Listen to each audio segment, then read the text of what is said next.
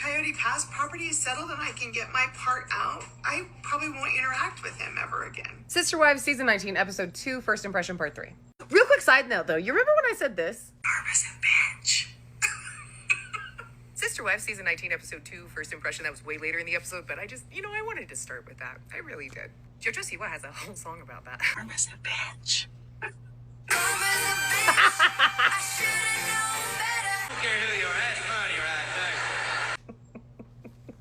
Anyway, they're dissolving their marriages through the AUB. Damage was done so badly that we're not going to reconcile no matter what. And so however we were made accountable to God, I don't want to be accountable to this church and all their BS. So I'm going to let Meri go and do her thing. Because if I'm angry at her, it becomes a fight.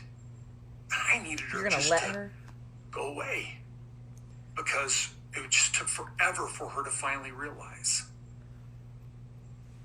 It's been done and over for years. Man who wears gloves for literally nothing during his whole MacGyver scene where he's replacing a battery, which, wow, Mr. Mechanic, that's a very difficult thing to do. You're not wearing gloves.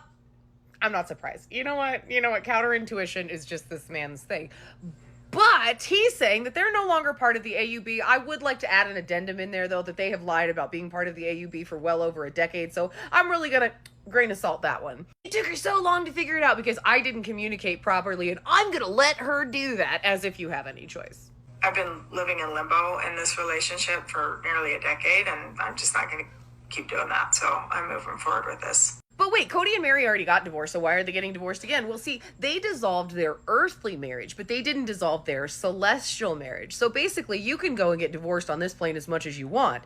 That doesn't mean that you're not going to be stuck spending all of eternity together, and they have to go through the AUB to have that spiritual union dissolved, or else it's forever being Robyn's neighbor out on celestial Coyote Pass. So it does, yes, carry the implication that because Janelle doesn't want to go through and do that dissolving of the spiritual marriage, that on some level, that could mean they're going to spend eternity together also. Ew. Then we get yet another diatribe about why he doesn't like Meri. I mean, here, baby, want a piece of gum? You know I don't like spearmint.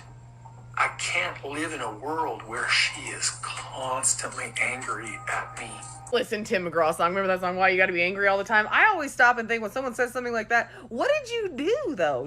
Was that just because she just, wow? Or was there something going on? And now that it's just as girls, can I ask you guys something just in between us? Like this scene, so he's talking to the camera, he's talking a bunch of crap about Meri, and I'm looking at him, and I've seen a couple pictures recently.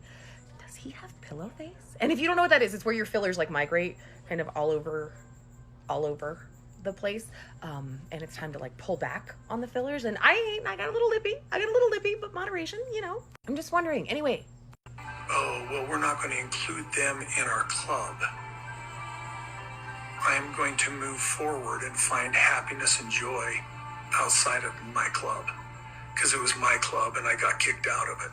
Just like a quick question, just a little like, boop, just for my information. So if it was your club and then the club actually does better after they kick you out of the club and the club maintains itself and continues to move forward, like, was it your club? I don't know. So then he does the usual, Robyn is the only loyal wife, everybody treats us horribly, blah, blah, blah. And then they go into something that I'm not going to show you clips from because I don't know how to approach that yet because it just felt icky. So Robyn goes on to say that her kids, after that text thread last December, they had a text thread, everybody had a fight or whatever, that her kids feel unsafe around the other kids and all of this stuff. And the entire scene came off very, very icky. Just gross, like dirt. Ugh. It wasn't even about the girls. It grossed me out because you could tell that the parents had convinced the kids of this big, horrible thing to benefit their own ends of wanting to cause division in their family. And that is like crazy narcissistic level tactics that are just really hard to watch and process. One thing that I do notice with the kids is they will occasionally say something about Robyn, but they have never been vicious or mean to their other siblings. And towards the end of last season,